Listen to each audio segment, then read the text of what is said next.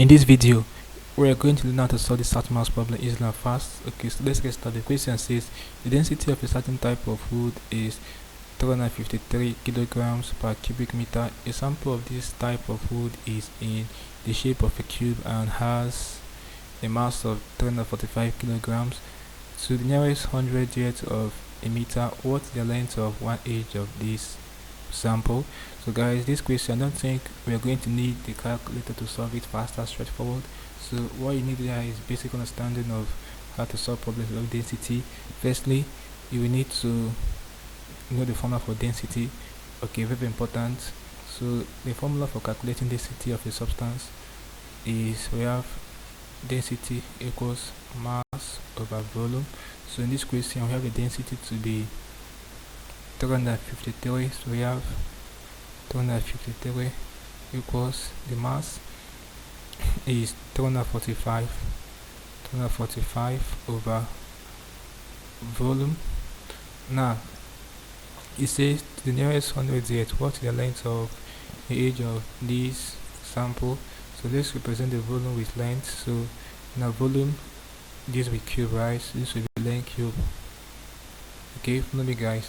So when you cross multiply, you're going to have 3, 5, 3 length cube equals 3, 4, 5. So we want to make L3 formula. Let's wipe some parts and complete this solution. We're almost done. Okay, just simple logic, basic mathematics, and you'll be good to go. Okay, so if you make L3 formula, that means you're going to have L cube equals 3, 4, 5 over 3, 5, 3. Okay, so you cube root both sides, right? Cube root both sides. So this cube here cancel this cube root. So our length will be cube root of what we have. Let's make a calculator and punch this. So we have, to bring the cube, we press max. Okay, then this is cube root. Just press enter.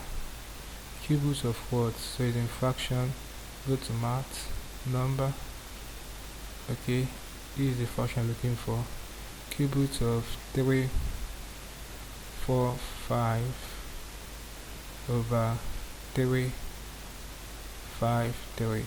So that's it. Let's press enter now to see the output of this solution.